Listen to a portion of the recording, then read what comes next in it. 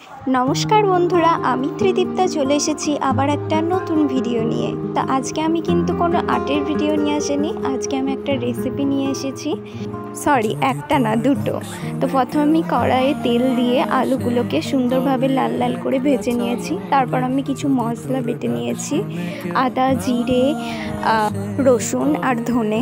তো ওই কটা বেটে নিয়েছি, আর বাকি যে মশলাগুলো ছিল পেঁয়াজ, টমেটো, লঙ্কা, এইগুলোকে আমি কেটে নিয়েছি। তো আলুগুলো ভাজার পর আমি মোচাগুলোকে হালকা সিদ্ধ করে ভেজে নিয়েছি। তো তোমাদেরকে তো বলাই হয়নি আজকের রেসিপিটা কি হতে চলেছে। আজকে হবে মোচার একটা তরকারি আর লাচ্ছা পরোটা। তো মোচার তরকারি এইভাবে আমরা কোনোদিনও খাইনি আগে। সাধারণত মোচার ঝালই রান্না করা হয় আমার বাড়িতে, তাই আগে কোনো দিন এইভাবে মোচাটাকে রান্না করে খাওয়া হয়নি।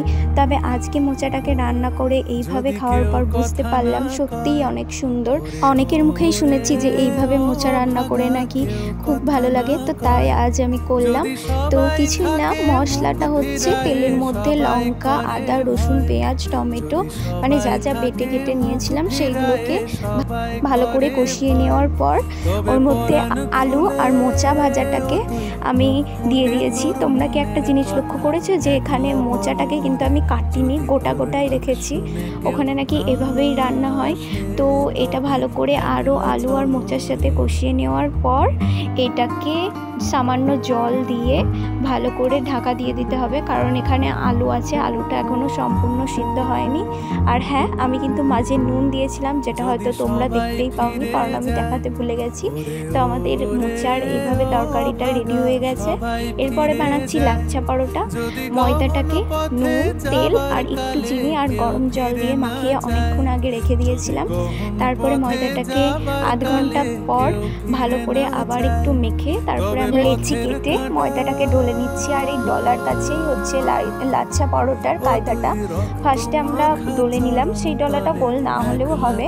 তারপরে মানে যতটা পারবে গোল করার চেষ্টা করবে, তবে আমার সঙ্গে পরোটা কিছুতেই গোল হয় না। লুচি, রুটি সব কিছুই গোল হয়, বাট পরোটা কিছুতেই, পরোটার যে ত্রিকোণ সাইজ সেটা তো হয়ই না, তারপরে গোলও হয় না। তারপর আমরা একটি চাকুর সাহায্যে এরকম চিকন চিকনভাবে কেটে নেব। কেটে নেওয়ার পর এইগুলোকে একসাথে জড়ো করে একটু লম্বা করে এর মধ্যে তেল দিতে হবে। আর হ্যাঁ, এই পরোটায় কিন্তু তেলটা একটু বেশি লাগে, তাও এই পরোটাগুলো খাওয়ার সময় বোঝা যায় যে কতটা সুন্দর হয়, একদম ছেড়ে ছেড়ে চলে আসে। তো এরকম করে গোল করে বেঁধে ভিতর দিয়ে ঢুকিয়ে দিতে হয় ওই ভিতরের যে অংশটা।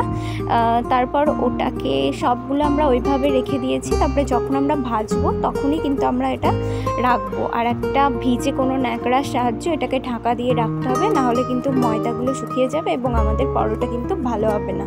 তো এই দেখো, আমরা এটাকে বেলে নিচ্ছি যতটা পারবে, হালকা হাতে বেলার চেষ্টা করবে। যদিও আমি ফার্স্ট টাইম বানিয়েছি তাই আমার সঙ্গে একটু বেশি ডলা হয়ে গিয়েছিল, এতটা ডলা না হলেও হবে। তারপর আমরা এটা হালকা আঁচে প্রথমে সেঁকে নেব, তারপর তেল দিয়ে যেমন পরোটা ভাজা হয় সেরকমই ভেজে নেব। তো আমাদের রেডি হয়ে গেছে খুব সহজে লাচ্ছা পরোটা এবং মোচার একটা তরকারি। দুটো জিনিসই আমি আগে কোনো দিন খাইনি।